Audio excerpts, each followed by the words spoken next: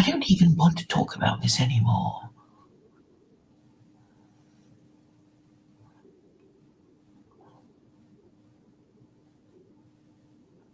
But now that I've started my stream, I should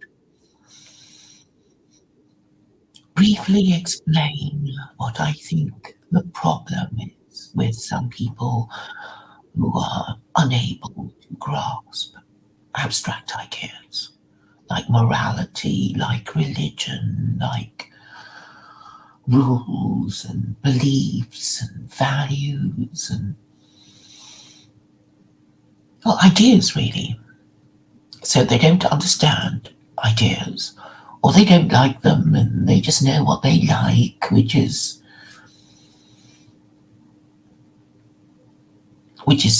the emotions of hatred and fear or loyalty or whatever. So obviously, if that's how you operate, then you won't get far because you're just thinking like an animal. An animal kind of gets that it likes certain things and hates certain things and fears certain things, and that is how they operate. Beyond that, perhaps some animals known for their cunning, like foxes, have a memory, and some of the ways that they use to um, capture their prey can be clever. I'm reminded of birds that pretend to be, well, mother birds that pretend to be wounded when they see a fox about to, get at their chicks or something, and they pretend to be injured because they kind of know that pretending to be injured would create great interest in the predator, thinking, well, I'm onto an easy one.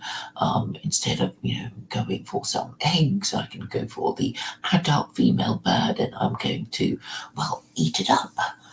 And then when the mother, who has at great risk pretended to be this wounded bird, has led the predator far away enough from her chicks, she flies off.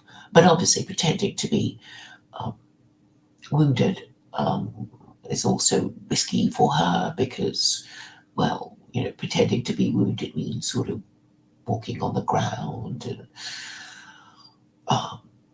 possibly being caught by the predator.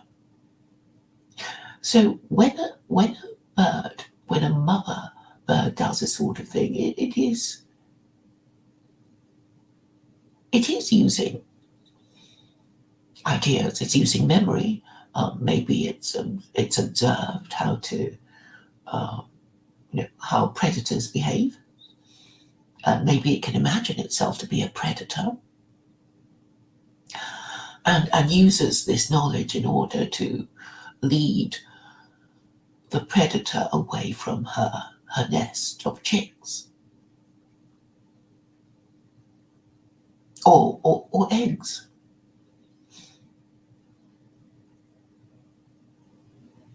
So the subject we were discussing was morality, and what I found particularly infuriating was the inability of Dalmatian dog to understand what morality is. And I was wondering what his difficulty was, because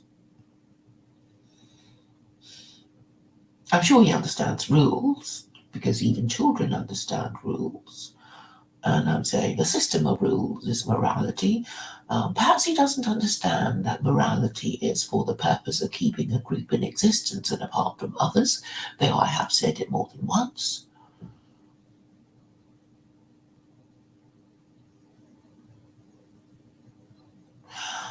Perhaps his problem is just being unable to accept the existence of abstract ideas. It's sort of, well, if I can't see it, it doesn't really exist. If I can't see God, it doesn't really exist. If I can't see oxygen, it doesn't really exist. I don't know. Maybe it's a matter of, well, certain things that they like exist because they like them, and the things that they don't like or are a bit confused and conflicted about, like morality, don't exist. Um, what he did say was that the economy existed. He said he wasn't denying the economy existed, but he was saying he didn't like the way the economy worked because it should be working better. So it's probably an ought and an is problem, when people say you can't derive an ought from an is. Actually, you can. What does that mean? What does that mean when people say you can't derive an ought from an is? Well, is statements are statements of fact. Can you derive ought statements from a series of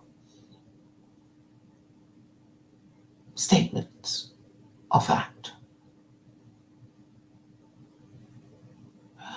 Well, I think it's not that difficult. I don't see what the problem is. So basically, you could say, let me make two statements. Well, I think I'm about to make a syllogism. So people don't like being murdered.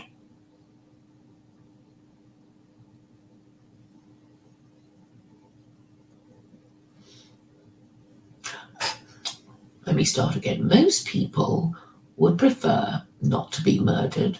Therefore, it would be easy to get them to agree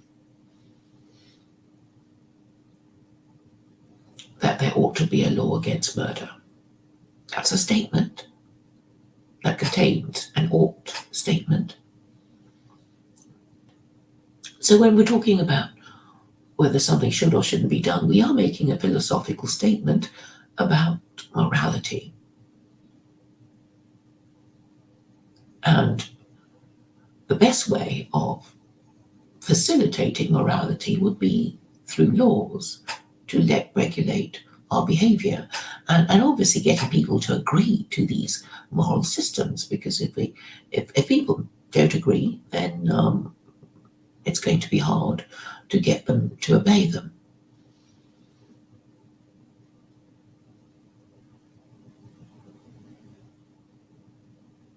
So the purpose of the no-hide laws is really to be universal.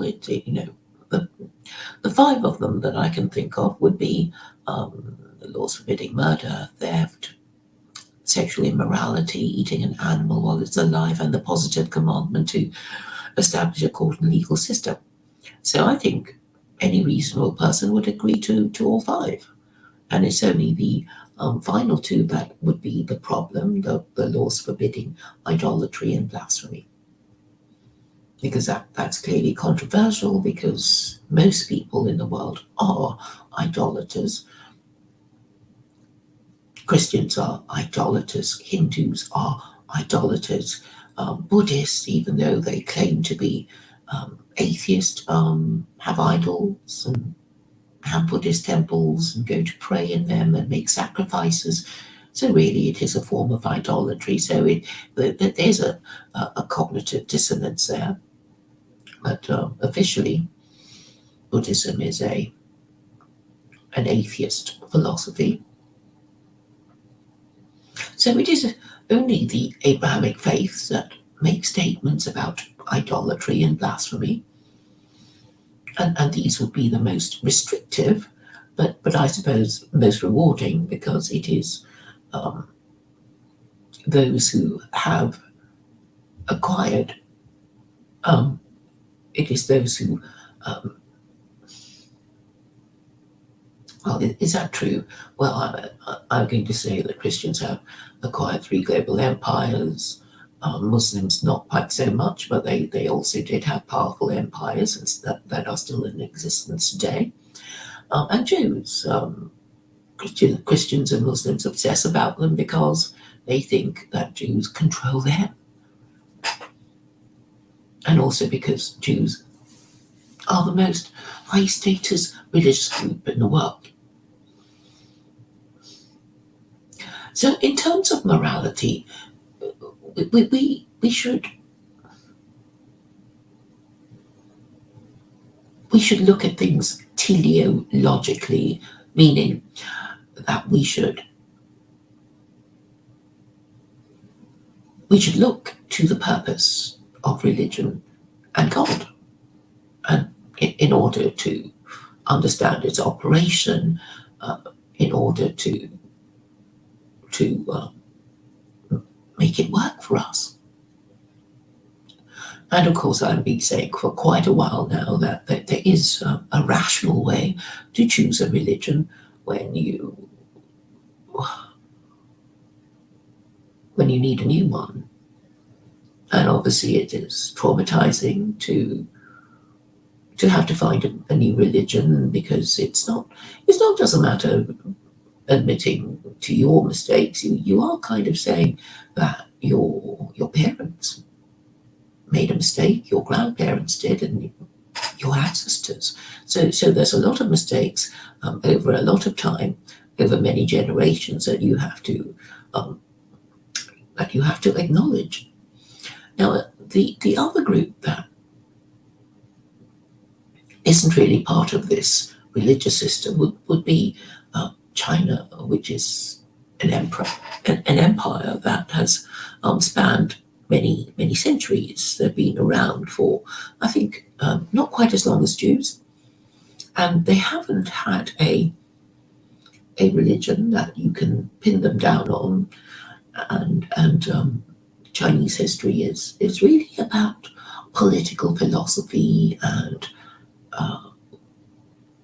statecraft, which is really more about how to run your empire properly, and always be thinking of new and better ways to better run your empire. And if you make enough of a point of it, and certainly to make a point of learning from your mistakes, then you will do better than to worship your own history, refuse to acknowledge mistakes, and yes, I mean, that's it. I mean, if you want to sum up the mistakes of the West, it is basically to worship their own history and just stay there. So on Sunday, yesterday, there was a documentary being presented by the New Culture Forum, and it's a series of six parts.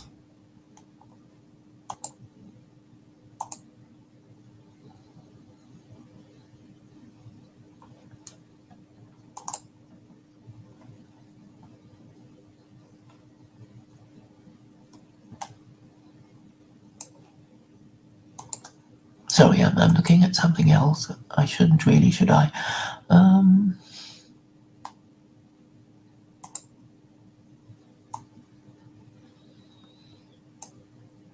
Okay, I was looking at, oh yes, New Culture Forum. And it's about, how wonderful Western history, Western civilization has been, on how many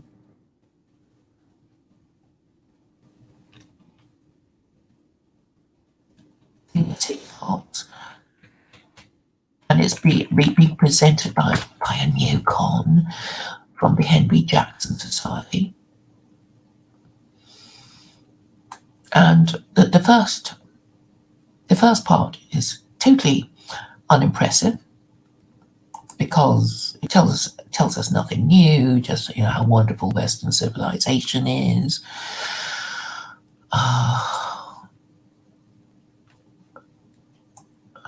let me look at the description.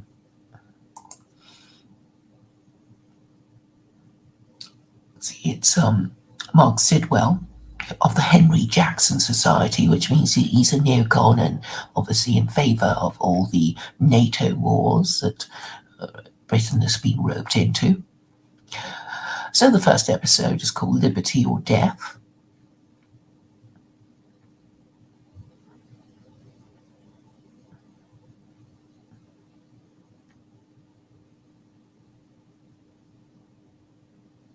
About how the West lost faith in itself after the end of the Cold War.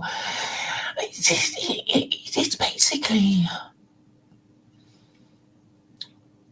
a kind of exhaustion, really.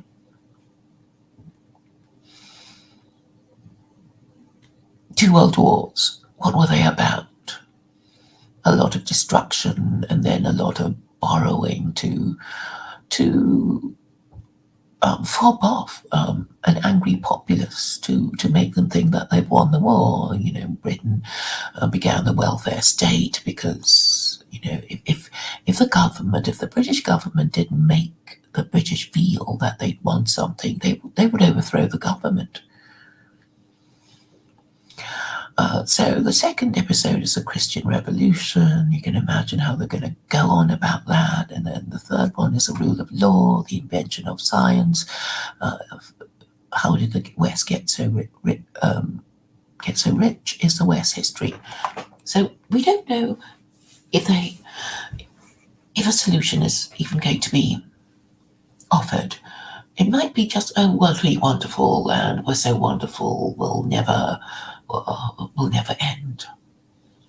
And, they'll be grasping at a few straws about how Western civilization will somehow sort itself out, and there's nothing to worry about, and, all the bad stuff will just go away without anybody doing anything much or changing their moral system or their political system. I predict it's going to be something like that, and we just have to trust in our ruling classes, and everything will be all right. And I'm saying it should be obvious by now, after 500 years, that Christianity is kaput. It should be obvious that a mere 50 years of feminism has destroyed 250 years of liberalism. It should be obvious that all these other attempts to replace liberal democracy in the interwar years of Nazism, fascism, and communism have failed. So the Soviet Union is no longer communist, Italy is no longer fascist because it lost the war, and the Germans are no longer Nazi because they also lost the war. But for some reason, China is still going by communism, having renamed it socialism with Chinese characteristics and putting its own stamp of identity on the ideas of a German Jew.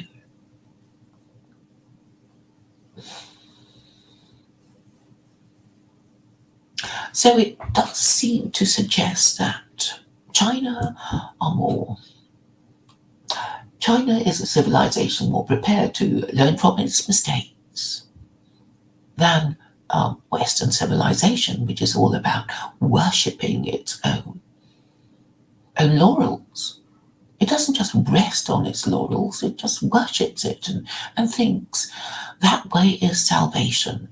So I don't know if the documentary being presented by Mark Sidwell is going to get better, or it'll just, repeat all the things that George Byron would say when he was saying those things, that the West is the best and nothing can beat it, and we'll get over this little bump. Obviously, I have a theory of what it's meant to be. And it is the divine theory, really. So if if there was a purpose to Jews being made God's chosen people, it was for the purpose of serving humanity by teaching the Noahide laws. Doesn't matter that they haven't done it at all well. The thing is, it actually doesn't. It actually doesn't, because we know what they were supposed to do, and we see that they haven't done it. And this is basically the essence of morality. Morality is about do's and don'ts, shoulds and shouldn'ts. And if we have a list of these do's and don'ts and shoulds and shouldn'ts, we will know what we are supposed to do and what we're not supposed to do. And so really in our mind's eye, we have a line separating what should be done and what shouldn't be done. So when people behave in the wrong way, you just, you kind of chart their position on your mind map of morality, and then you can work out whether they're people you can trust or people you shouldn't have in your home or associate with at all.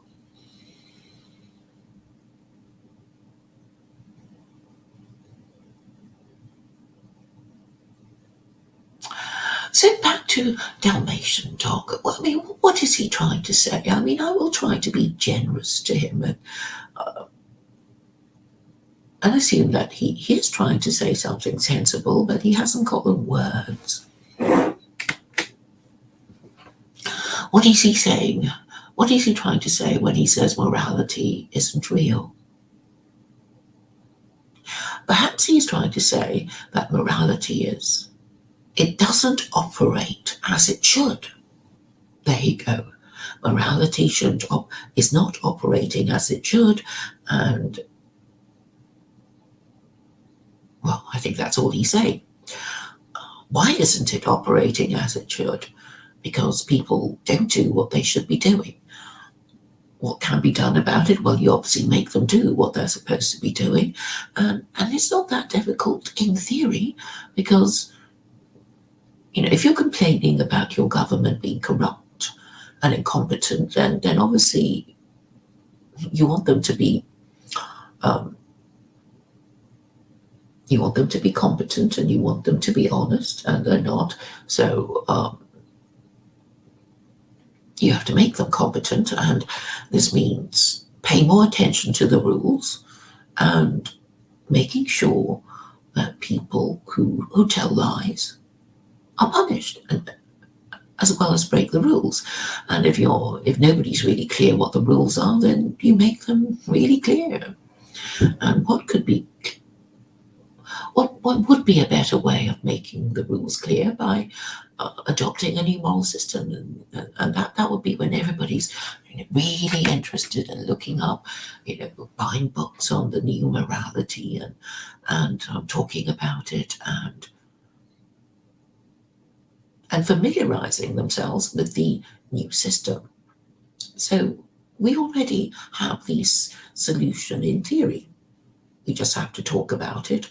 So my immediate problem is obviously, the people who refuse to talk about it. Dalmatian Dog refused to talk about it because I guess he's saying he's heard it all before. He knows what I'm going to say. He knows I say that America doesn't have an official moral system, and he knows the one I'm going to say that Americans should have, and he doesn't want to hear it.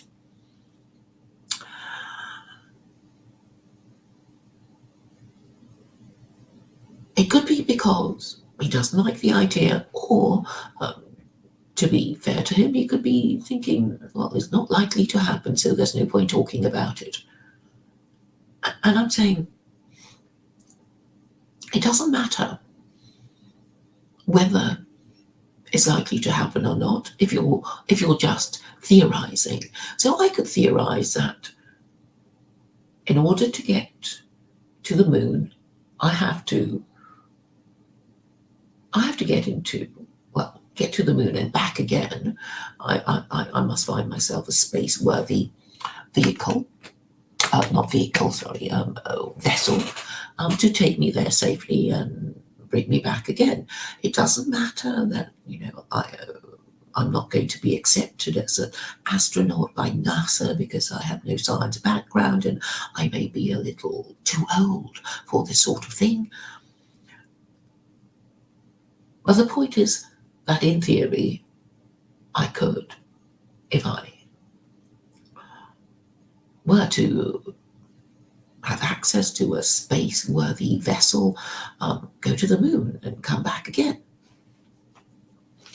And that would be better than pretending that climbing the highest mountain would get me to the moon.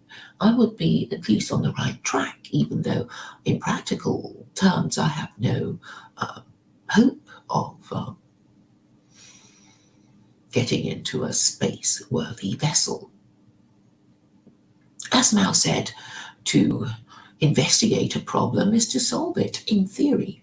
So I have basically solved the problem of the West by saying that all its moral and political problems are caused by Europeans not believing in their religion, which is officially Christianity, and the Americans not having an official religion. And I think I have already demonstrated how useful it is to know what your moral system consists of, such as the Ten Commandments, the Seven Noahide Laws, the 13 Principles of Judaism. You have a finite list. You can learn them off by heart, and you can reel them off when people are talking to you about it. And if you understand the meaning of the rules, then you'll know when somebody is on the right side or the wrong side of the rules. And this is how you can tell whether somebody is to be trusted or not. So with the problem of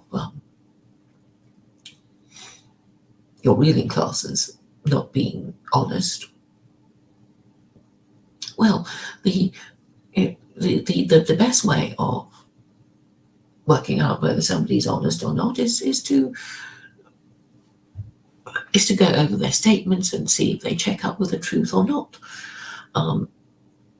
And if you don't really know them, you'll have to say, well, what's your religion?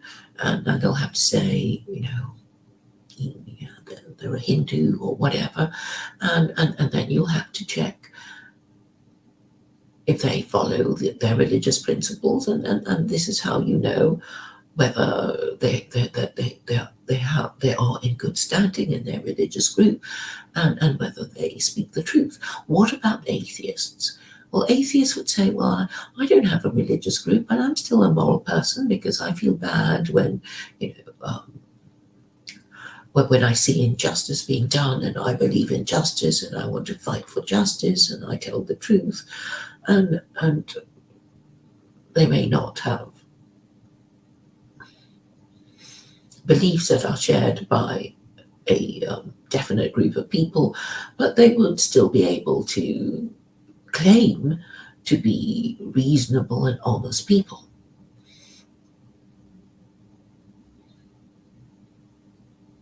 And so this is how you judge the honesty and reasonableness of atheists.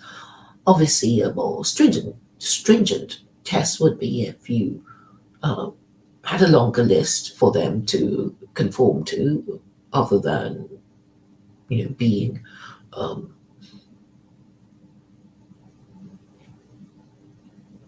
honest and reasonable.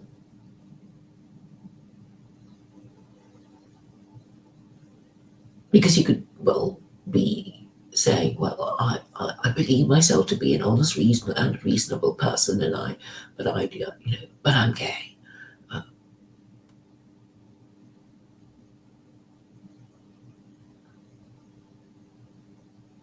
Because you couldn't claim to be a good Jew or a Christian or Muslim or Hindu or Buddhist, if you say, well, I think I'm an honest and reasonable person, but I'm gay, or I'm transgender, or I am um, I'm an anti-natalist, or something like that. So if you could make people subscribe to a list of principles that make them, that test them for minimum standards of morality, then you can at least measure them and try and predict their behaviour. And I think that will be the way to go. And this is really the purpose of religions. You're basically saying you have to choose a group, and when you choose a group, we're going to see if you follow the rules of the principles that you claim to subscribe to, and we'll also, just by the way you follow your religious principles, we will know whether you are high or low in the pecking order of the religion that you claim to be in. And this brings to mind David, who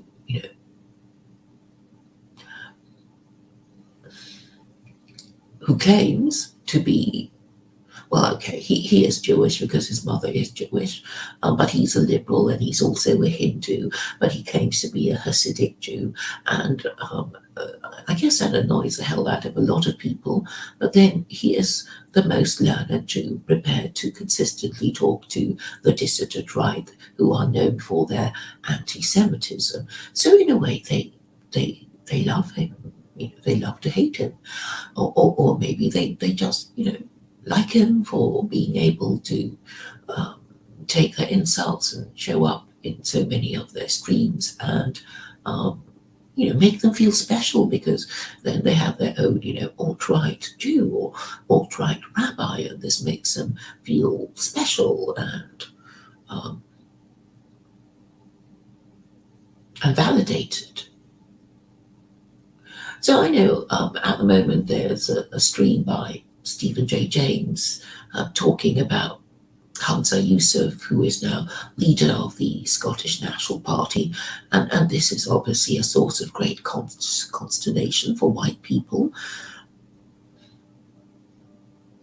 I mean, it's bad enough, I suppose, for white people to have all these terrible prime ministers, particularly in Britain, and now they have Rishi Sunak, and before that it was Liz Truss. I mean, they were just terrible prime ministers. Boris Johnson, Theresa May, just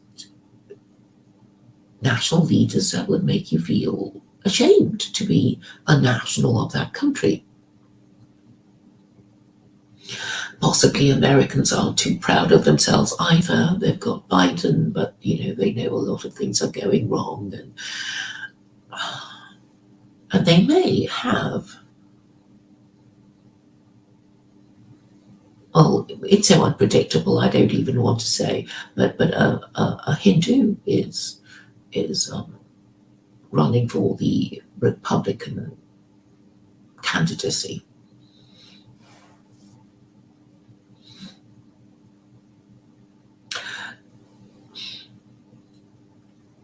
But I imagine white people would feel a little dismayed at how lowered in status they are in their own country. And, well, I empathise. I feel for them. It's really rather alarming. And I'm really trying to help, I'm trying to diagnose the disease. And I'm saying the disease is simply the inability of white people who are now hooked on extramarital sex to even form the intention of marrying each other. So this is fundamentally the problem of fornication. If you can have sex easily, there would appear to be no point to marriage, and then fewer and fewer people marry before having children, and fewer people actually have children, and those who do have children don't parent them properly, and I think that fundamentally explains why their government hates them. So you may well ask, why do why do all these Western governments invite all these non-Europeans into their country when they know their own citizens hate it? And I think it is to do with the operation of democracy, uh, where the feminine preference is always prioritized. I'm saying that the women have given up on their men, and in a way, the feeling is reciprocated. There are all these incels who don't want to marry, and so women have to look outside their own race to be married mothers, and that is presumably why they want men of foreign men to come into their country, so they have a wider choice of men from whom to choose their sex partner or spouse. So obviously a lot of things that are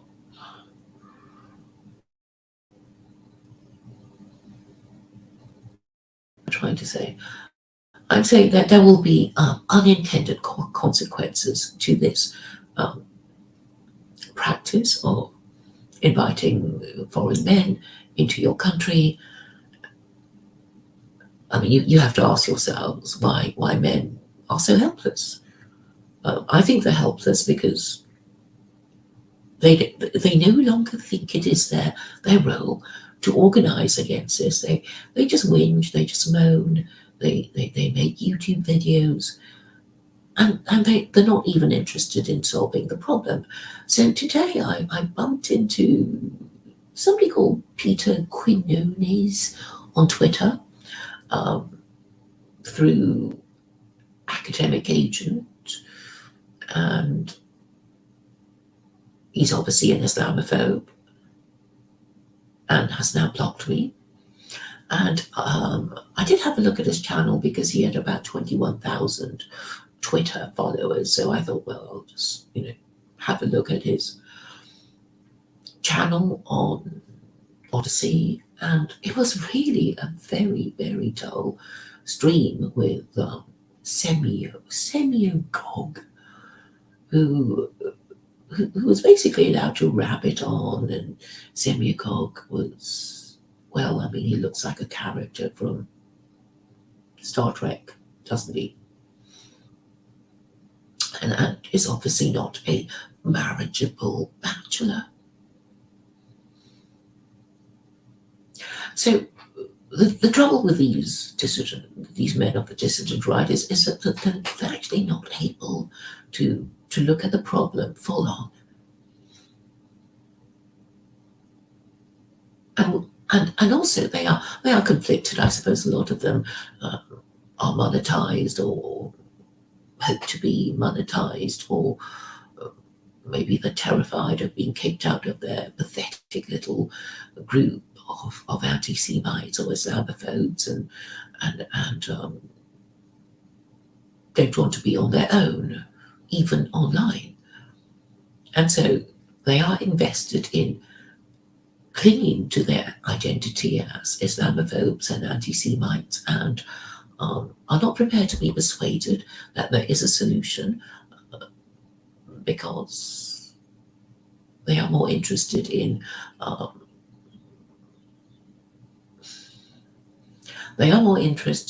deriving an income from their super chats on YouTube, and they're not going to risk upsetting their viewers and subscribers by being seen to agree with me or entertain me.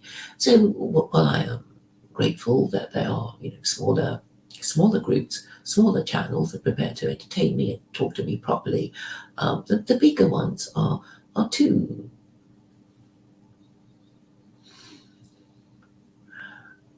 compromised to be seen to be talking to me. And also, this war of attrition has gone on for many years. I mean, they have been aware of me for many years, and they have more or less declared an intention to ignore me and boycott me and not engage with me because they can't win the arguments. But I like to think that my message is so strong and so simple that it will spread organically on its own anyway.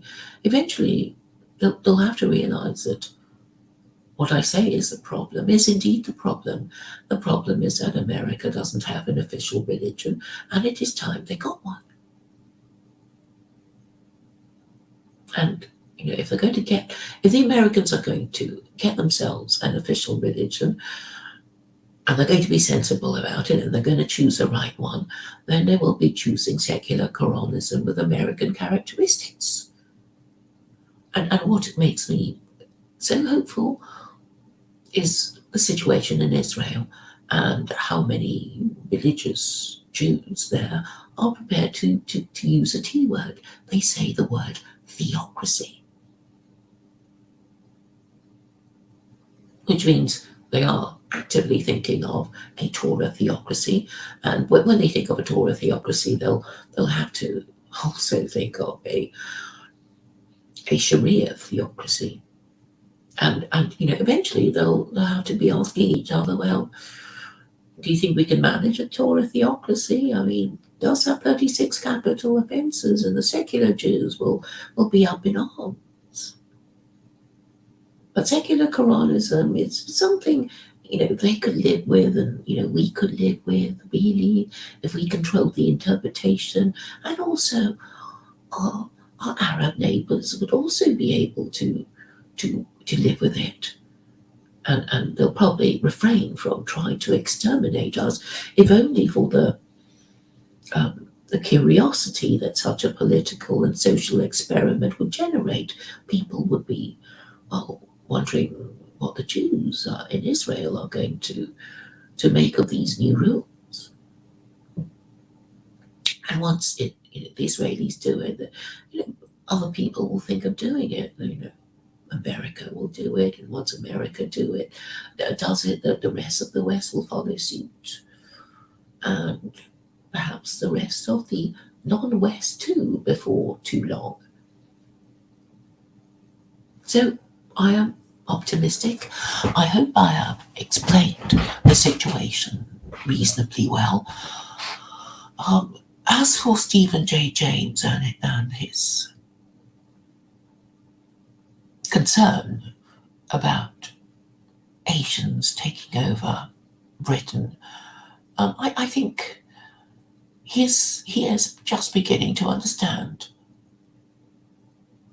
how you need a moral system at least effective at maintaining minimum standards of sexual morality and acceptable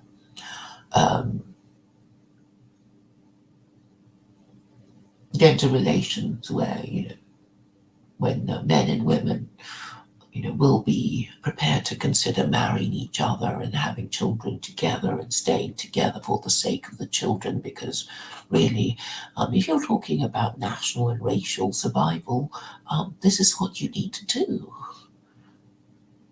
You need to produce the next generation one way or another, and obviously you don't want the next generation to be degenerate and stupider and physically disabled, suffering from learning disabilities, mental health issues, addiction problems, genetic defects. And so you will have to use the filter of marriage, which will restore the patriarchy, and in this way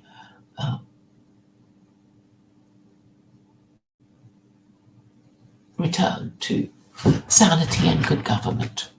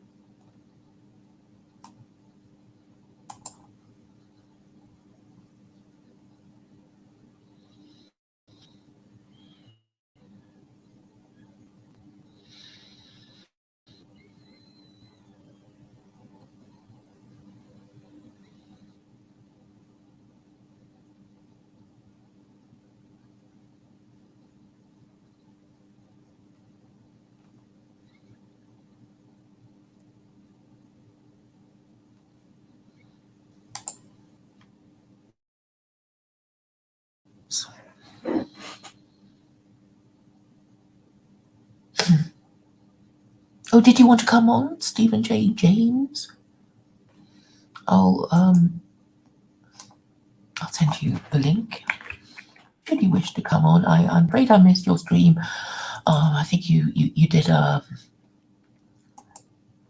stream that you had to abort, and so I started my stream. I was going to drop in on you, but you were well, when you aborted your stream, I basically started mine.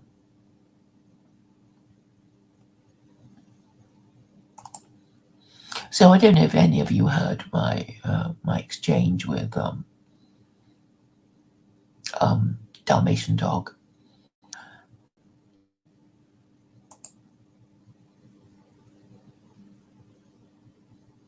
Maybe some of you share his problem, but I think it's only people who don't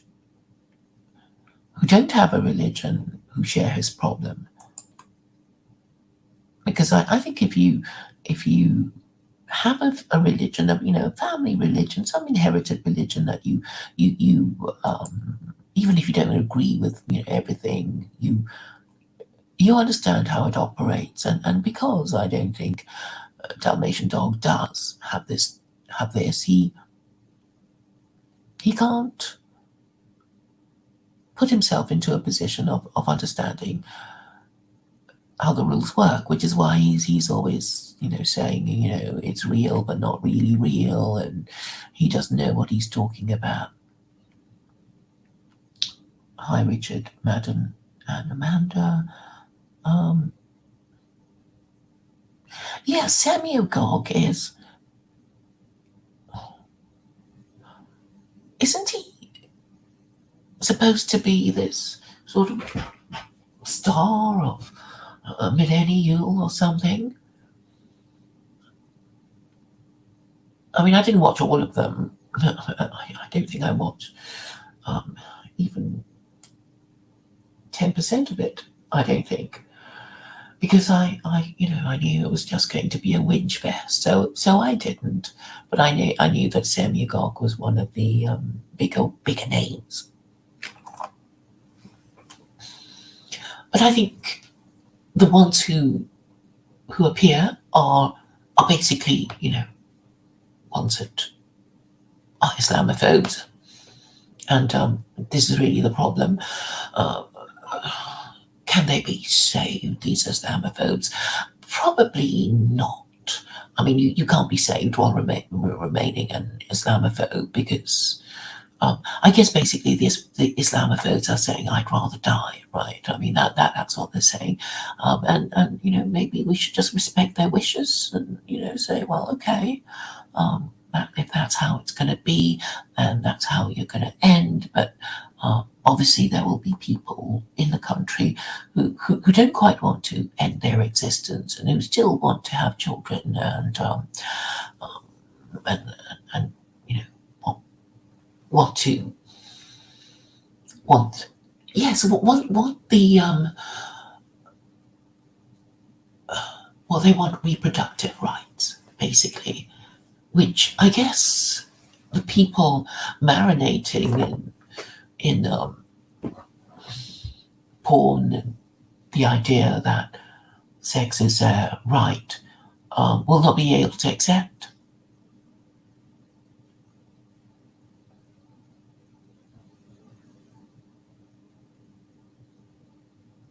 And this means that, sadly,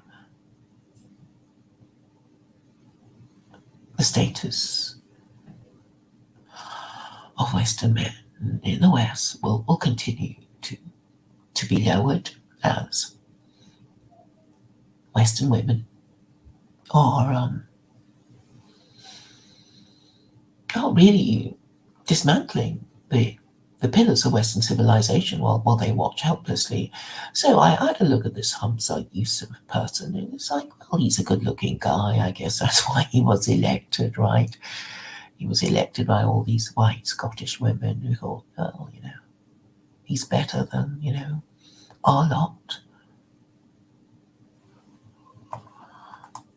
And that was why he, got away with so much, it was basically saying, well, you've lost it with your women. Your women they're not interested in you. They want me.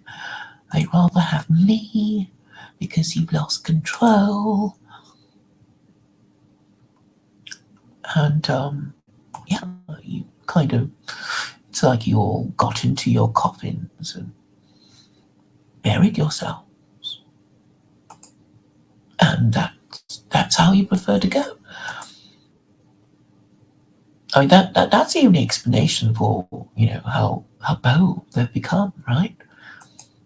Just let's get rid of you. Let's get rid of you because you're not going to do anything anyway. You're not interested in marrying, women of your race. You don't want to fight You don't want to fight for your reproductive rights. You prefer to spend your lives playing video games and complaining on the internet benefits. So that's the way it's got to be. And this is the way many of you want it to be.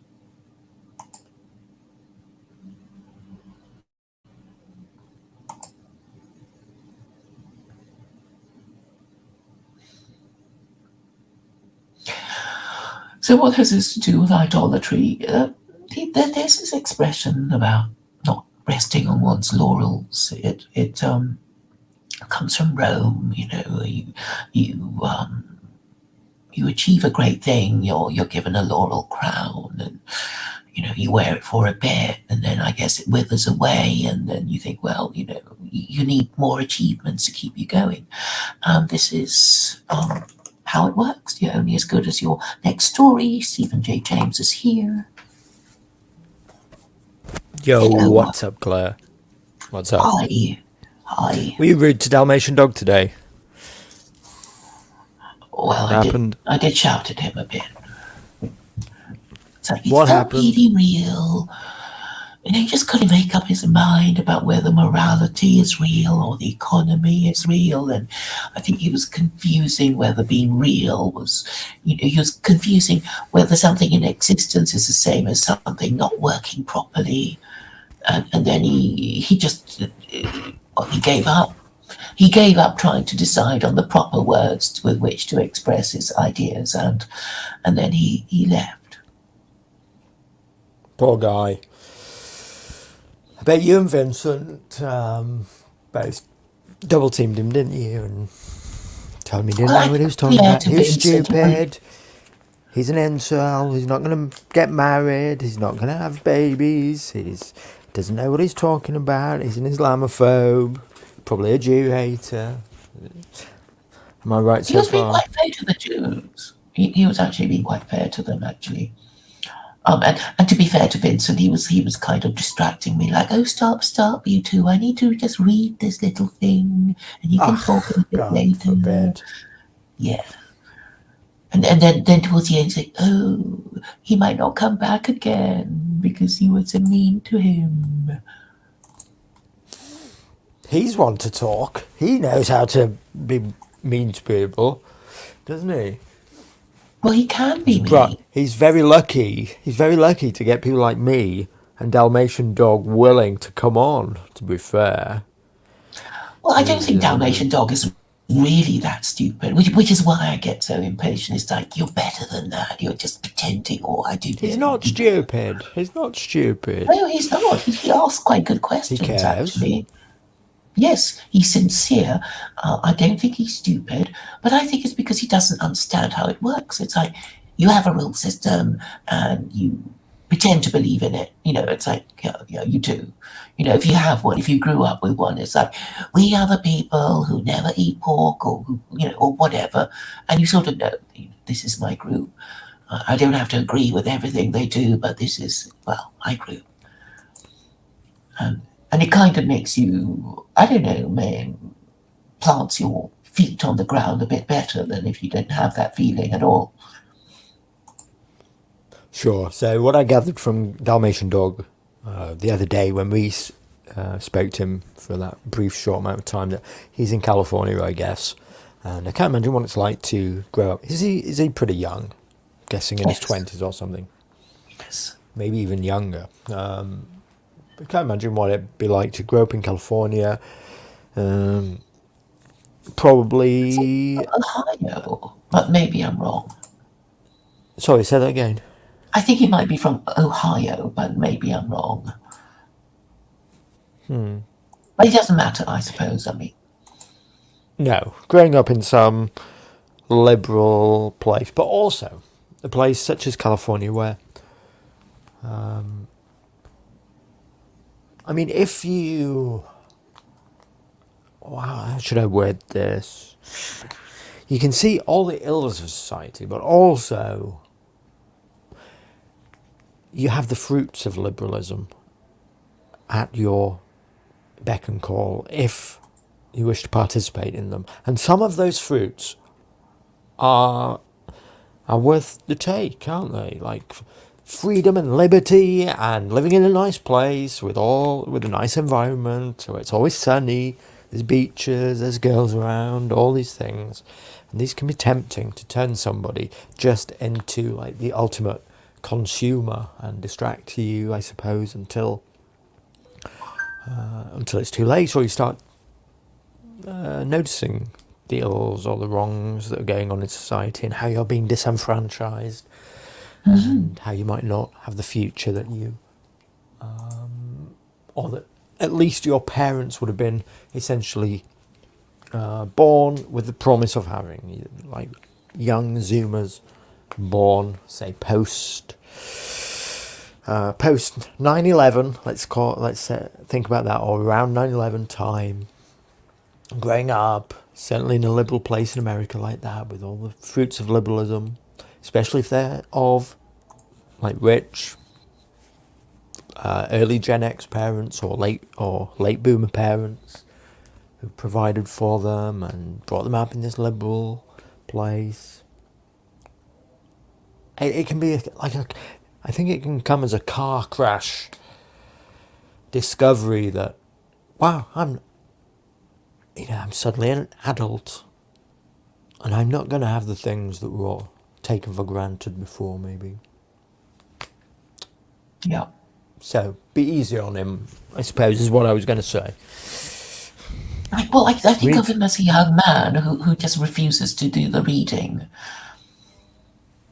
because he sounds so young. Well, when you say do the reading? Well, I don't know. It's sort of like, okay, this is. I ask this question of people. It's like, what do you think religion is for? What do you think it is for? And then the room empties basically because they think I'm gonna be, purveying my Islam, or whatever. And it's like, well, people don't have these things for fun. It's obviously for a purpose, and you don't have to believe in God to think, ooh, well, there was a social and political purpose to religion.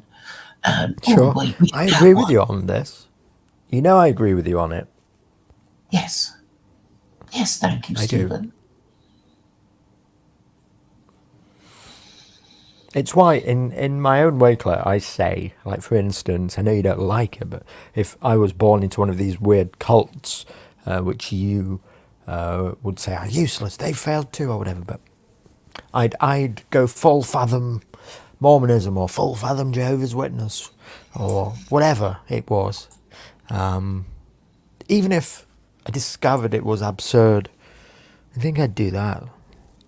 Yeah, because you want If to I be had with the your religious bent at all. tribe. Sure. Because at least I you think would the most know dangerous, the leader of your tribe. yeah, the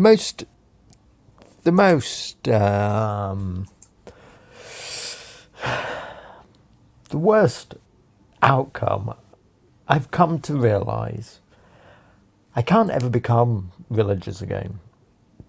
I can't do it because I see the absurdity in it. And that, now this is potentially my own failing. But I think it's the same for you and how you've come to a utilitarian view of it too. And in many ways, we share this. So we're on the same page, I think, in that aspect. But I think the most dangerous thing I've come to see is people who are pried out of their religious in-group that their parents attempted to instill in them. Whatever it is, whichever one of them, as I call it, their tribe that they're born into. And there's been this undoing of it. And he's particularly vicious. I only caught the tail end of it, but I'm aware of it. The 2012 era of internet atheism that just began to proliferate with all these debates on YouTube. You can find lots of them. Many of them are even 10 years old, but you know the ones I'm talking about, where atheism versus religion suddenly was like a thing to debate on the internet. Mm-hmm. Well, they're still doing it on modern day debate. Oh, well, they are, but I hate that show, I do. It's boring. Yeah, I'm talking about the ones like the Christopher Hitchens debates and Oh, all that yes. stuff. Yes. Atheism plus and all this kind of stuff that sprang up, and suddenly the information was out and the debates were being had, and I don't exactly know how it was resolved, but the ultimate result of it was to I suppose on the face of it was questioning religion, particularly Christianity, but also Islam. In good faith, I don't think these people were pernicious people doing it, but they were doing it without a wider view as to what are the consequences of this, of just unpicking people's religions here. And the consequences weren't necessarily good. Well, you if you need a religion and there's sort of there's just only a few, well, you do need to pick them apart to find out which one is best for you, right? I mean, instead of just eeny, meeny, miny, mo. Well, this is where we Well, disagree it's on so it. bloody traumatic that you might as well choose the best one because you don't want to be doing it again, 10 years down the line, right?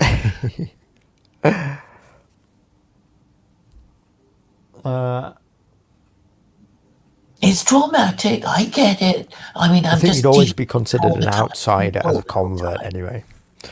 Converts are weirdos. They're 0.1% of demographics. They're people like Luke Ford. They're people like Vincent Bruno. They're people who've left their tribe and they go seek something else. And I suppose Luke Ford's the rare type. The more common type, I imagine, is Vincent Bruno, who leaves a group, tries to become something else, like a Hindu or whatever, decides that's a load of bollocks too, leaves that, becomes estranged from that, ends up just an atheist, basically. You'll become a secular Quranist in time. Who will? There's nothing. Vincent? Vincent, of course, You're Vincent. convinced, are you? I'm Chinese water convinced. I mean, there's torture just nowhere for method him you're to using, go. are you? So, I am like you determined. say, I suppose it doesn't require belief. No, it doesn't. It is. I don't know why people insist. It's like, well, once you decide, you think, well, I might as well believe in it, and then you think, oh, it works. The belief works. It's, you You can know, become a secular Jew much easier. He's already on day 56 of becoming a Jew. He hates that meme that I keep writing in the chat, doesn't he? which one are you talking about? The secular Jew thing? Well, every day Oh, when I yes, yes, pop yes. on, Day 53 of yeah, how to become a Jew. Yeah, yes, which is what yes. Vincent's streams are. He spends more time reading rabbis, reading Jewish books, talking about rabbis, talking about what rabbis think, what they have for breakfast, what they do on a weekend, who their favourite authors are, all these things. Much more than any Jew undertaking a conversion would be, doesn't it? It's bizarre. Yeah, yeah, and I just found it quite funny. And he was reading all the, this sort of honorific rabbi, or this what, and then he said, "Oh, but it's heresy. He doesn't know what he's talking about. He hasn't mentioned the Noahide laws. Well, what kind of a rabbi is he? It's like, Yeah, he's becoming so. a Jew. Yeah, yeah, yeah, and actually, it's I have to say it's quite satisfying. You sort of you internalize these rules, and then you suddenly realize that Jewish philosophy is Jewish theology, and what they do is basically just assume the existence of God and assume that everything happens for a reason, and if they suffer, it's because they have sinned, and if they think in that way, they will just correct themselves. It's like, oh, somebody's being mean to me. Was it because I was mean to somebody else in the same way? Or maybe it was in a previous life, or and then you can think about collective and individual punishment, and why did we, does everybody hate us? And I think you can hone your survival instincts pretty well, I would. And it's like, the thing is, when you get to that stage, you're more prepared to correct your mistakes.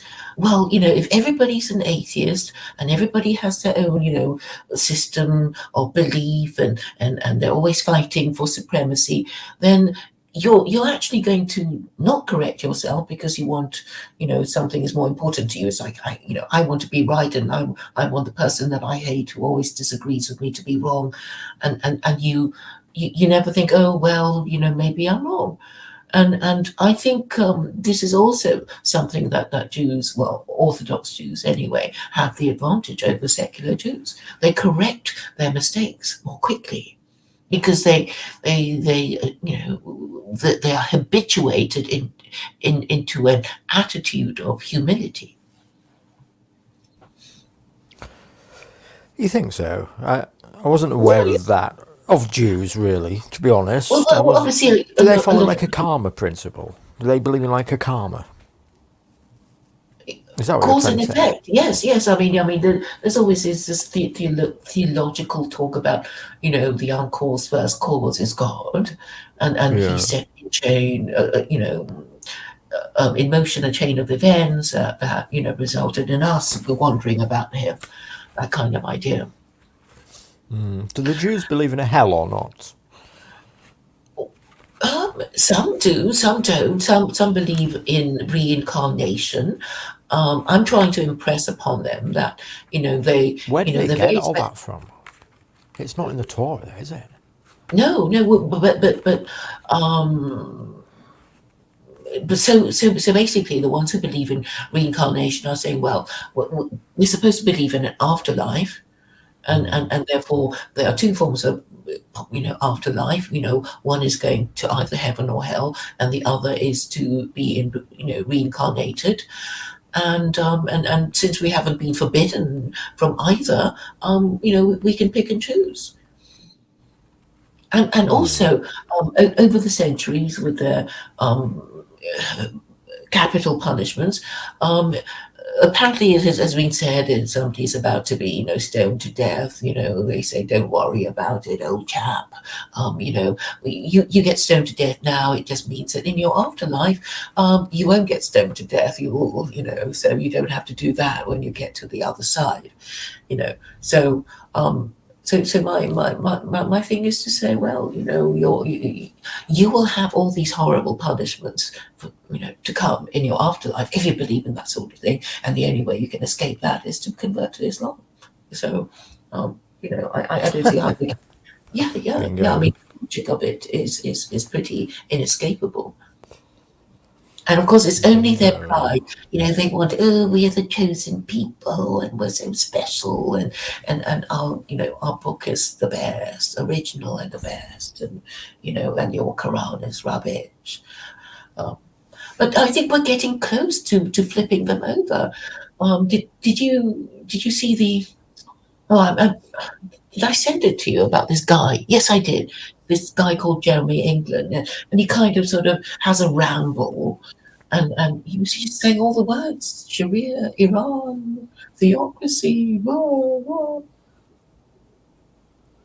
It's I really clicked on it, but I didn't watch it. I say to you, there's a couple of Jews I can watch who talk about this stuff. yeah, he's a bit young. And He's a bit incoherent, and he's quite hard to listen to. But I'm not interested in like internal Jewing, really.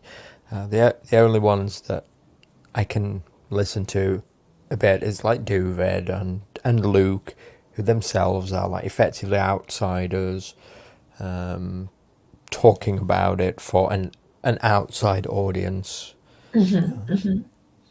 Internal Jewing is like internal Musliming. It's pedantic, tedious, monotonous, boring, as it should be to somebody on the outside, really, which is why it fascinates me. I really quite enjoy them, to be honest. Yeah, but you're a weirdo too, and like so is Vincent, to be fascinated in this stuff. It's a To system be, of in, rules. to be interested in internal Jewing is a very niche audience, a very niche demographic of people, probably made up of like you and Vincent and a couple of other I think a weirdos. lot of people can be made interested in it, and once they get into it, that will that will be the force that will change change that will begin the great reset of the Western mind. I doubt it. Hey, did you watch much of the Adam Green on Ethan Ralph? I know you hate Ethan Ralph. Oh no, I didn't watch the end With of it. Richard Spencer. I did watch a bit of it, but I didn't watch to the end. Was there anything that struck you about it? Well, Adam Green was doing his talking points, and he believes in this, that they're the Jews have like some master plan they're attempting to enact, like the final battle between the Jews and the Muslims, and it's all written down in their whatever. I can't follow much of it, but wherever they have this written down, is it in the Kabbalah or something? I don't know, that there's going to be. And he sees, the machinations of Trump coming back into power and Netanyahu coming back into power. So we've got Netanyahu now, and then he thinks that Trump's going to come back in, and he thinks that Trump is much more of a Zionist than either DeSantis or Biden, and that then that this will, I don't know, lead to Jewing to the power of 10 or something. I don't get it, but. Okay, is it still there? I might. I mean, Richard Spencer. He was slagging somebody off. I can't remember who now, but um, I thought, he he he really doesn't have any Ron principles. DeSantis, he was slagging off, right? Okay, maybe that. You weren't listening very much. Okay. I didn't get very far with it. Maybe 10 minutes. It's difficult because Ethan Ralph today is like a drunkard and he can't run a show properly, even though it's his business. Shocking, really. Have you seen the Vivek Ramaswamy? He's Yeah. thrown his hat in the ring. I thought he He's was quite an astroturfed. impressive person. He seems to be astroturfed. I think he's like maybe the Thiel Bucks, Peter Thiel. It might be part of that circuit that's putting him up because he's got some kind of those talking points, hasn't he? He wants to do away with. He's anti-woke, basically, isn't he? But with a brown face. Yes, and he's being nice about Trump at the moment, which is a really smart move. But he's a Republican, isn't he? Yes. Yes, but I mean, Right, so the other he'd have no Republicans can't be chance. really mean about Trump, but he's kind of showing him Sure. respect, which is kind of, well, wise, I think. Sure. Yes, because, he would know. Any candidate who's not stupid knows the size of Donald Trump's following, the MAGA base. It's almost certain that they will pick him in the primary to run. So, any candidate who's not stupid would not wish to alienate that base. You just have to somehow attempt, if there was any chance whatsoever, you'd have to just attempt to make a better case while not pissing those people off, which is probably impossible anyway. They're the only activated base in the Republican Party, really, aren't they? It's his to lose. Yeah. But that's my theory. I mean, the reason why your government is being so mean to you is because it's prioritizing the female preference. Your women hate you because you won't marry them, and they'll get meaner. Sure, probably. Unless you show you want to marry them by abolishing no fault divorce, but there's a kind of, we just can't be bothered. Yeah, well, that wouldn't go down with them very well, would it? Just look at how they reacted about restricting abortion. Yeah, I mean, I You would can't actually take women's rights away from them alone again. and just push the 100 lashes thing, because that's Why, there's kind of no taking women's rights off them. It's not happening.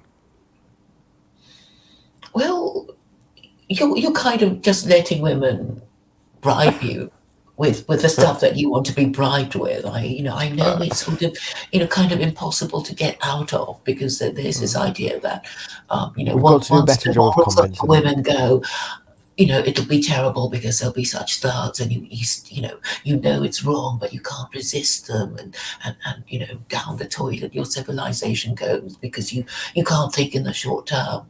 I mean, you can't think in the long term unless somebody kind of drags you up by the scruff of your neck and say, right, we're going to change the laws now, we're going to shame sluts, and we're going to shame slut fuckers, and we're going to pass a law now, and In theory, Claire, what you are wanting to do in your little mind, in theory, maybe fantastically plausible, possible, but not plausible, because you only have to look at what's happening in Israel, where they're just trying to reform as I understand it, the judicial court system, and out on the streets are thousands of protesters, and I think Netanyahu has already today said that they're not going to do it now. They'll put off thinking about it until the summer because it's not worth a civil war.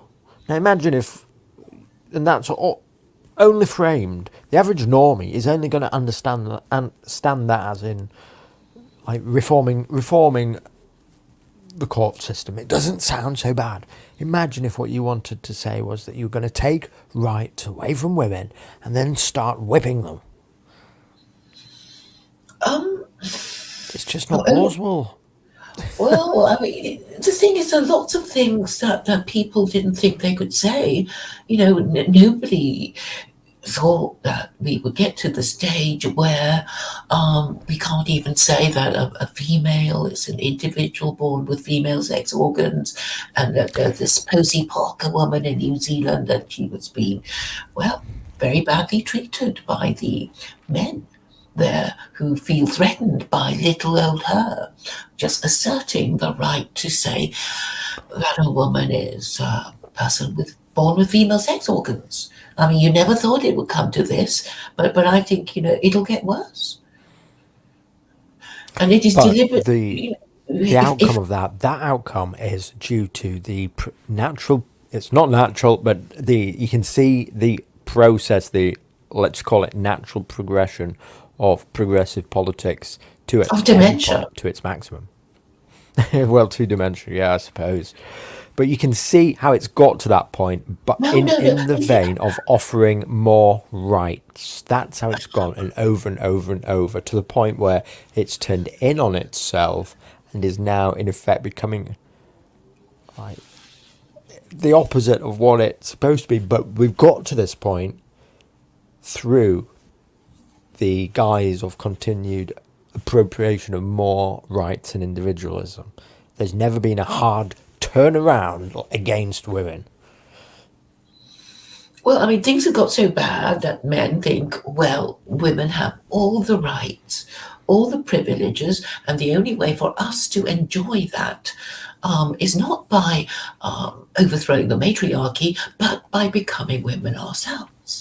Because isn't it wonderful? We're just women, and we just get more offers of sex, which is part of feminine privilege that we are prepared to accept. Wouldn't that be wonderful? And what would be even more wonderful is that we get ourselves locked up in a female prison and we have sex with the other female inmates. That would be great. And this is what some men. Again, I think this has got to be 0.001% of the population. The media must be making it out to be much more than what it is.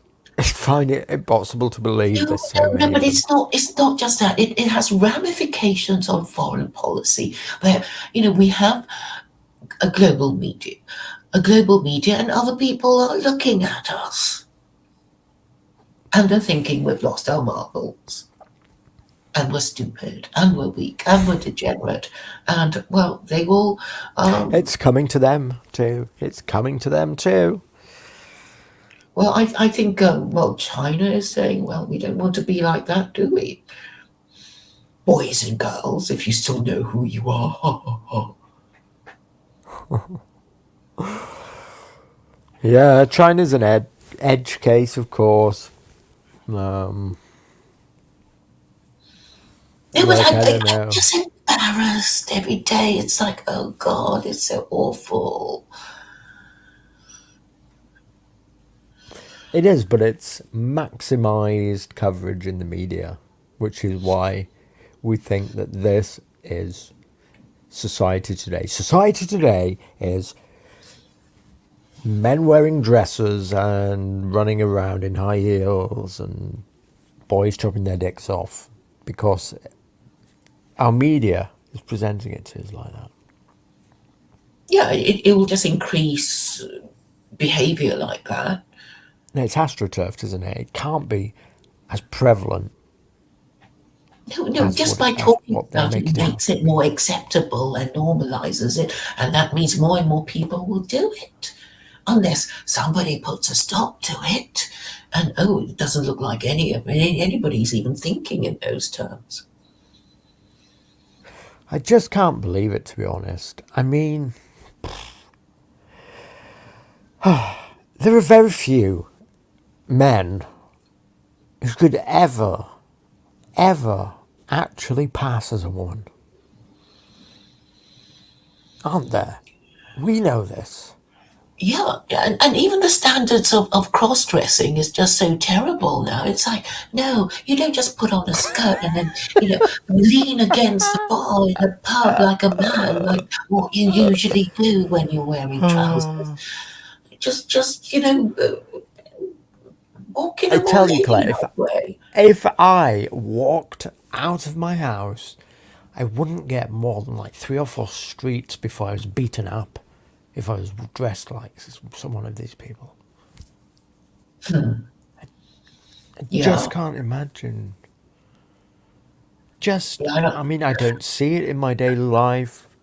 I don't see it. I must have encountered like 3 of them in 5 years. this reminds me of maybe it was 2 years ago or something in the summer, and there was this guy in a beard and a dress near the shops, and he's saying, I'm a woman," in a really provocative way with his beard. It's like, uh, but maybe he did it as a dare or something. And then and then he'll just go back and change into his, bloke's clothes and saying, "Yeah, I've done it, I've just got it out of my system." Yeah. And the government is pandering to these people, so it just means that they're mad, right? That they're mad. Why would you Hey, pander have to you ever people? have you ever seen any of the results of the operations upon these people, the people who've had the actual surgery done? Have you ever seen I what they do to haven't them? had a look at their genitalia. No. Well, Claire, it's it's how do I describe it? It's an abomination. Does it It's look the part? I mean, does it look the part? no, nothing like it. Okay, Nothing I guess in like the it. dark, maybe nobody notices. No chance. No chance. These people are terribly scarred, and particularly so in the case of God, I get like this weird sensation going through my balls, basically, just even thinking about this. I want to clutch them and hold on, but when a dude has his balls, a dick cut off, they just make like an incision, a hole, and it's just a weeping wound between your legs, basically. Oh my God, I didn't think about it. Um, and then in the case of a woman, have you seen this phenomenon? You must have seen this bit where they unwrap this skin off a person's forearm, and they use that to make what essentially looks just like a blown up bag. But they have to pump it up with air, right, when they want to use it. Yeah, yeah. I mean, I just wonder, like, what kind of woman would say, you know, well, I mean, how do they do it? It's like, oh, excuse me, yes, you just none get of these ready for people are me, having and then sex. you pump it up. I don't know. You go into No another chance. room, or you just do it there on the spot.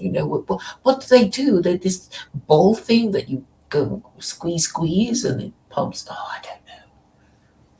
And it doesn't look like it. It These people look like the worst mutilated burn combined with burn victims and amputees and re-put back together people imaginable. None of these people are having sex. I don't know what's going on. Yeah, I mean, maybe psychologically they think if I do something really drastic, I'll start feeling better about myself, The way some people think, oh, I don't know, they have to, I don't know, sacrifice a child in order to make, the spell work. And, it's this kind of idea that if they make a big enough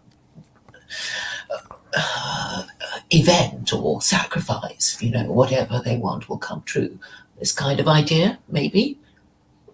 I just can't imagine anyone, anyone actually living with the level of mutilation and the wounds that you are left with.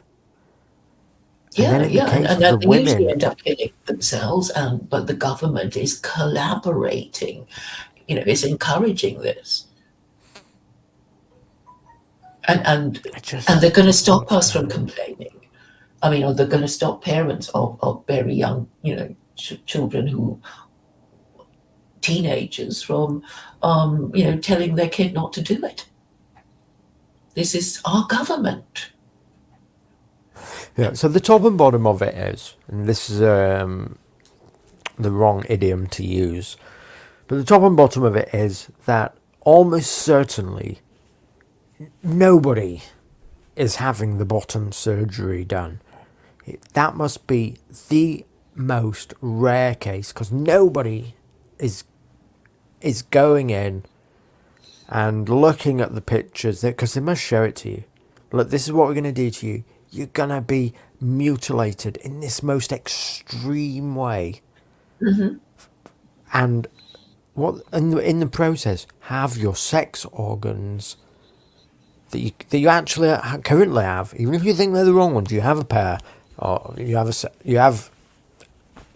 a sex organ, and we're going to remove that and just replace it with a wound. And in the case of like somebody who's trying to become a man, like a prosthetic attached sausage. No, so no. The top and bottom of it is that 99.9% of these people who present themselves looking as the opposite or attempting to look like the opposite sex are downstairs. They've not done that part. They can't be doing it. So they just can't be doing it. They must be like 0.001% of people who go through that process because it's so extremely mutilific or whatever the wording is. So basically the top and bottom of it is that transgender women all have dicks down there and transgender men all still have a vagina down there, and they're just doing the top part. This is the conclusions that I'm coming to. Yeah, because I don't think you can get much enjoyment after sexual enjoyment No. after you dicked around with your organs in that way. Yeah. So all the blokes who become women, or attempt to be, they've They, still they got just the. invert, they kind of reverse the penis and stick it up them or something. Well, So, my so, so argument is they that none of them are some doing pleasure that. or something. I think all the ones who do that will just never have sex ever again, and almost will be very high risk of suicide and probably death just from the operation because Yep. it's so mutilating. So my thesis is that 99.99% of the ones who present as a transgender have actually just still got the cock and balls down there. Okay, so this is essentially just a phenomenon of essentially just like I don't know how to describe it. It's just like a gay fetish, basically, isn't it? Then. Well, I guess, they be porn actors and actresses. I mean, I'd heard that, people who do that sort of thing to themselves will just, you Surely know, nobody wants to watch that. well, I don't know. I mean, maybe they do. Or, I mean, God, I no, can't even, surely bring not. myself to check that. It's like, I can't do it. I can't do it. I must admit, I've never looked for it either, so I don't know. God forbid if that is a. Surely not. Maybe it is. Maybe it Sort of is. freak show porn. Yeah. Oh boy. Fucking hell. Yeah, Anyway, and our government is encouraging it. It's not some sort of niche, thing that, really weird people. It's some government saying, yeah, go do it. We'll support you. Because, it's, well, I mean, it's that's disturbing. I'm sure, I've heard of sex change operations, um, they've been doing it, what, since the 50s or something? It started in Switzerland, as far as I know. And the then the upstairs Iranians bit. took it I think the over. upstairs bit, not the bottom, not the downstairs part. If they've been doing that for many, many, many, many decades, I can't believe it's at the state at which it currently is. Imagine this. Like I know, Claire. I know that doctors can't put a nose on properly back together. Okay? Because I've had to have my nose put back on. Right. It And basically means that they break your nose again and straighten it, right? yes, yeah, yeah. And that is butchery how they do it. That is done as butchery, and they make a mess of it. And Yeah. these are this part, such as an ear, nose, and throat surgery, is the most common thing. Then it's what they are the most practiced at, these surgeons. Because they're doing effectively like multiple of these operations every single day, and it's so common. When you were in And they can't do it Thailand, properly. Yeah. when you were in Thailand, you must have seen a Katoi show, or not? Oh, what? Lady Lady Boys? Boys. Yes. No, no, I kept out of all of it. I mean, I encountered some of them, but I did not. I was They're too very young to drink. convincing, aren't they? I mean, they're sort of quite pretty.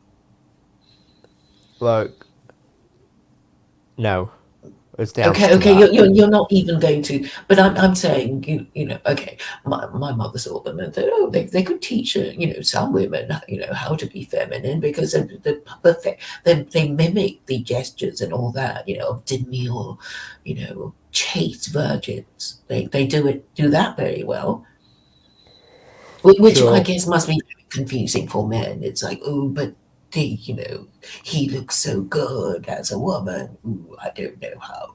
I don't know. He's gonna have a cock and balls down there, though. Yeah, yeah, but maybe as a sort of curiosity. I don't know. And you can meet them afterwards, after the show, because Why they have you kind been of to line one? up. Yes, many years ago. Surely they didn't in Thailand or in Malaysia. In Thailand, and they kind I of, didn't know you'd been to stand Thailand. outside. Hmm? I didn't. When did you go? If you've been to Thailand, Many, where many did you go? years ago with my mother and my grandmother, I think. Where did you go? Bangkok. I think it was Phuket or, Oh, put the island where I went. Yeah. yeah. Um, yeah, but I mean, they have all these shows, and you think, um, I mean, they are quite convincing. I mean, it's quite degrading for them because you get all these sort of horrible, lecherous men who go up to them and squeeze their boobs, and I thought that was wrong. But, out of concern for the performers, it's like, how dare you just come up to somebody and squeeze their boobs? But they took it quite gracefully. But I thought, well, I think maybe a punch in the face might be a more appropriate response. Yes.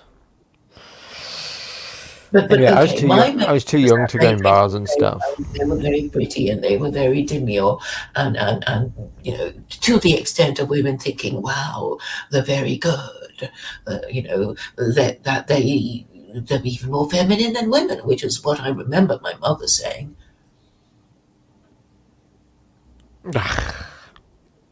And it's a different kind of feminine performance.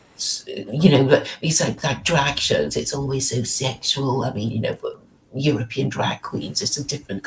Yeah, maybe your women are different and more brash and more. But in Thailand they do demure and virginal. It's men doing that, which is what makes it such an achievement, really, I suppose. That they do, not the brash, Well, in your all they are kind of though. person. All they are is well.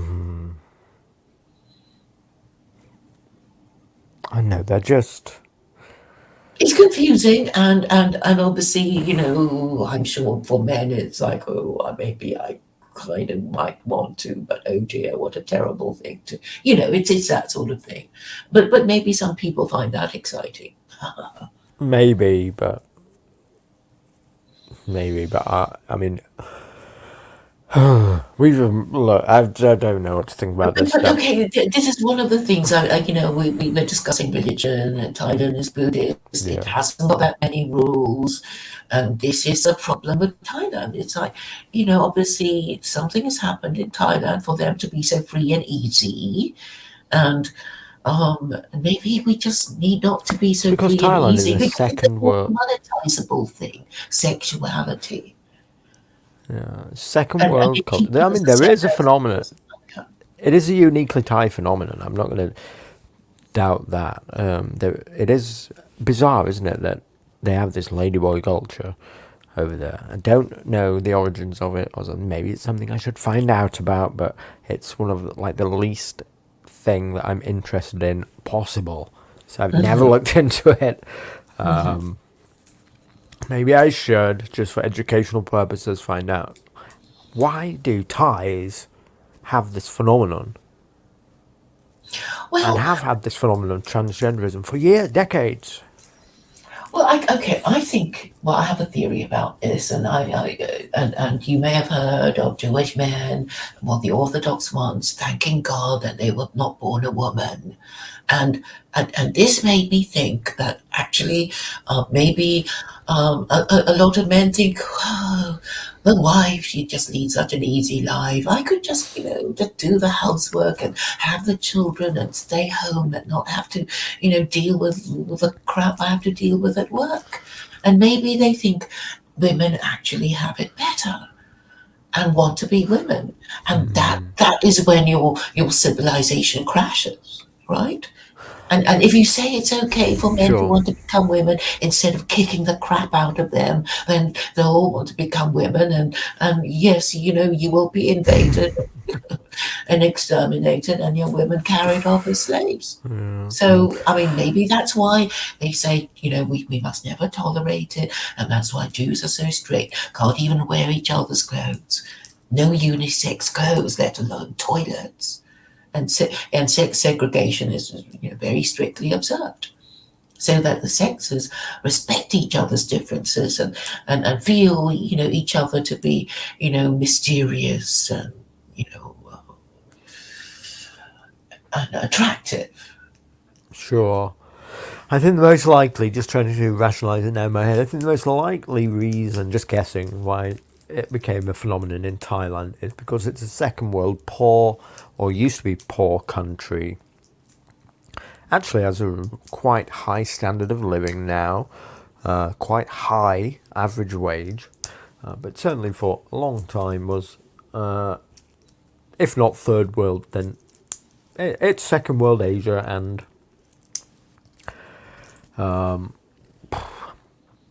imagine that the Yeah. proliferation, that the lax laws and proliferation of sex work and the ability to make money as a woman in sex shows began enticing weirdo young men into that type of business, and it was discovered that they could on some level replicate a woman who could make money selling sex. Yes, kind of. The It's prostitutes. something that you don't. What am I trying to say? I guess it's a kind of OnlyFans idea. It's that if you're clever about it, you can make a whole lot of money just by being imaginative and able and Yeah. turning on men who will pay money to just look at you and Yes. all that sort of thing, without investing too much in stuff. Um, Yeah, and that like industry is education and 100%. engineering and It's that sort of. 100% selling to men. I But imagine, it not makes me think 99%. of, yeah. But in India they have transgender men disguised as women, and I forget what they're called now. But it's like Hinduism. They don't have that many rules. Buddhism, they don't have that many rules. And then you think, oh, a Western man. I mean, once upon a time when he took his religion seriously, he was racked by guilt because he believed in this omniscient God who could read all his thoughts and send him to hell or heaven. And and most of the time he was just felt, well, guilt, and that kind of kept him from doing all kinds of things that would, well, degrade his civilization. And now he's lost all his inhibitions because he doesn't believe in that sort of thing anymore. And I'm afraid, Europe is going to be like Thailand. I mean, do you want it to be like that? Your women to be endowed in that way? Maybe not. No, to be honest, but You don't want to be a yeah, centre for tourism for other nations. no. I mean, I'm not interested in sex tourism. By the way, I get accused of this just because I talk about that I've been to Thailand. I even got accused of it in my video that I uploaded, the one about Dalmatian dog. The short clip that I took from our stream. I uploaded that, and somebody's put in that, aren't you the one saying we should all go to Thailand and that? And look, just for the record, I know nobody's here watching right now, but I never went to. It's hard for people to believe. They just think I must be lying or something. But I didn't go to have sex with Thai birds. That's not what I was doing. You Not even were once. training. Yes, you Yeah. were training. Yeah, I wasn't even old enough to go in the bars. So Yeah. anyway, people will believe what they want to believe because this is the natural I wouldn't worry about thing. it. They say all sorts of terrible I don't worry things. about it at all. I don't give a shit at the end of the day. But it does have this reputation of, well, no, like, who was that famous paedophile, that old guy? Oh, Gary Gary Glitter. Glitter. Gary Glitter, yeah. It has that reputation. So, and yeah, there are dirty old men who go to Asia to buy sex tourism. It's a phenomenon, Yes. but nothing to do with Yes, me. and white women who go to Africa for their kind of Sure. sex tourism. Oh, what was this question I was going to ask you? Oh, it's gone out of my mind.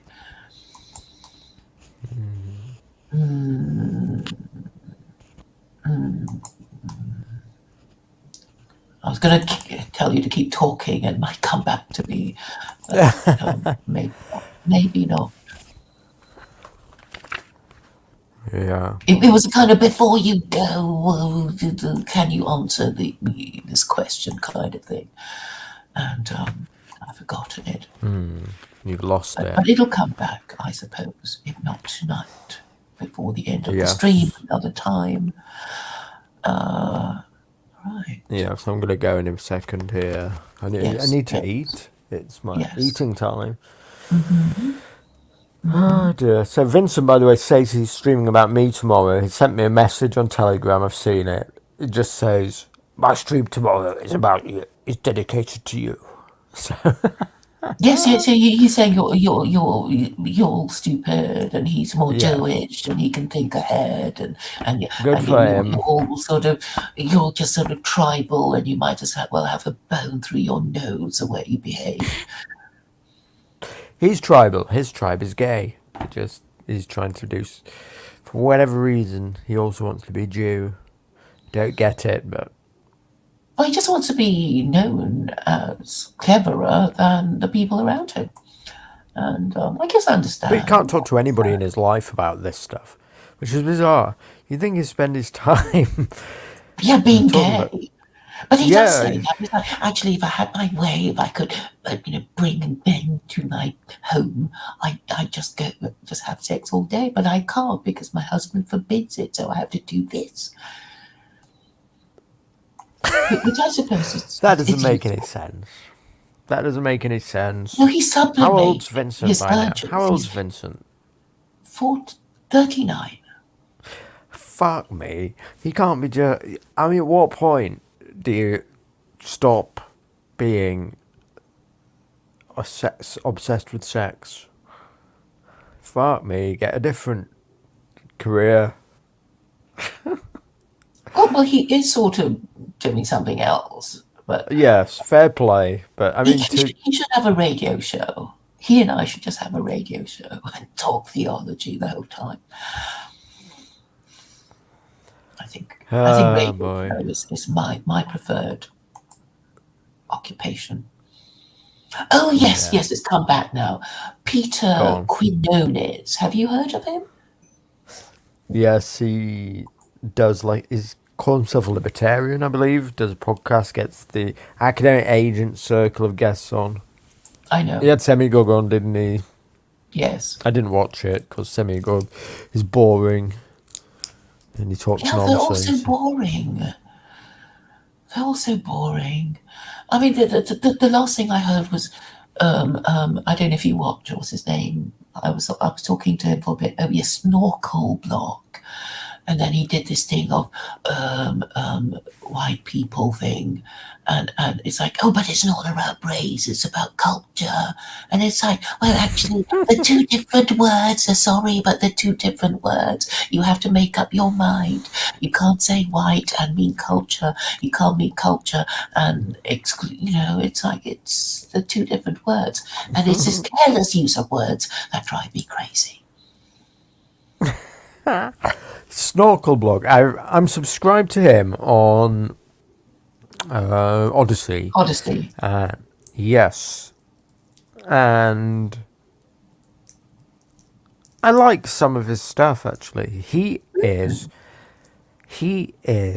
a torn up inside white nationalist who got married to a Japanese bird and had kids, basically, isn't it? yeah. And I then mean, I kind of mean, discovered white nationalism and regrets it in a way, but obviously isn't so much of a psychopath that he'd leave his wife and regret having the children. well, So I he's think like torn up even the inside most about it. even the most racist races, it's like, well, we've got a woman of your own race, but she's really ugly and mean. Yeah, she really is. Oh, and we've got a very pretty, sweet-natured black woman. Which you gonna choose? It's like, oh, horrible, right? Well, I think most men would find it very difficult to choose.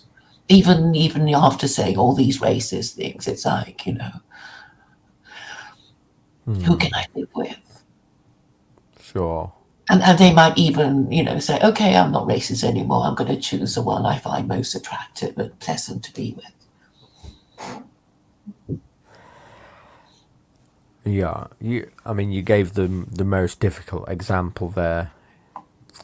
That would be a difficult one, but I could understand somebody in Snorkelblog's position, shacking up with an Asian wife. It's not such a big leap.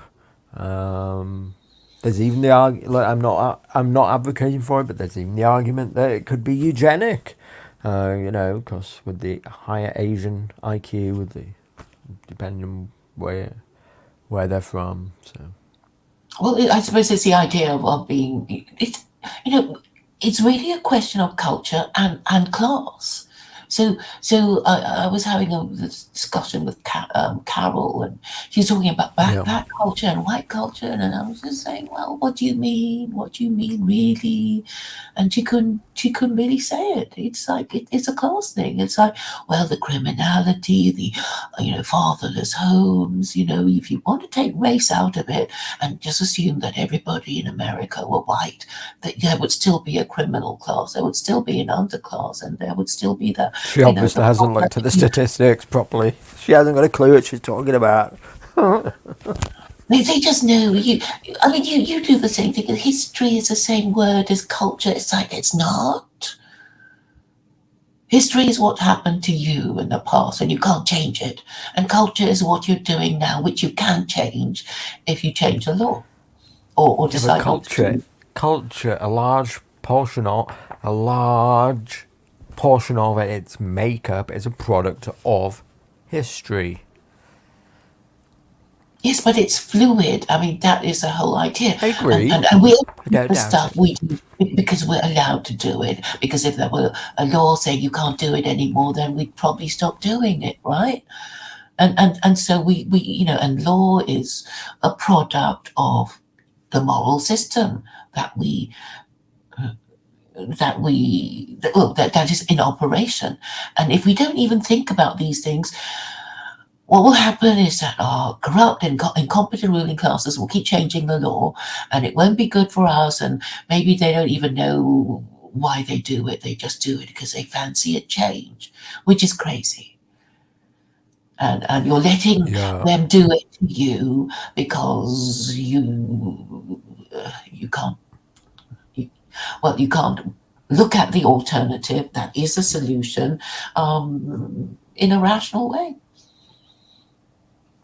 Well, the answer to your theoretical is what you see playing out. It seems on the streets of Israel. They know nothing about it, but somebody. That's another example of why your race cannot be your religion. They're all Jews, aren't they? But they don't see eye to eye because they have, one not believes in God and wants to follow one set of rules, and the other lot are And the other just atheists wants and to they be want to be Jew Democrats. ethnic. So your religion cannot be your race, and that kind of stamps on white nationalism.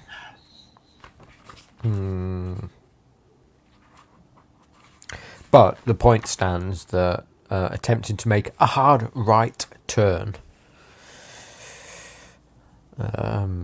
it's got thousands of people out in the street. Probably government's going to get toppled again, and so. Well, I think that the apart from religions a are saying. war, we're going down the road of liberalism. It's the final boss. I don't see a turning away from this train track that we're hurtling down. I just don't see it, apart from I think the there will lights be going out and the chimp terrorism. out. I think there will be terrorism amongst the religious groups if they don't get their way. They might Well, even God forbid, team we're not up with the. advocating for it. No, I mean, I'm just making a prediction because, if you want something and you can't get it by fair means, then Anyway, I'm Power cut just and the chimp making a out. prediction about the behavior of people who are not in my country.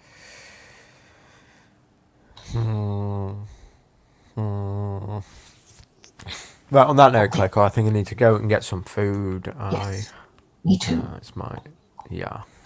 Well, thank you for So, coming and making it more you're welcome. interesting. You're welcome. Be easy on Dalmatian Dog. We need to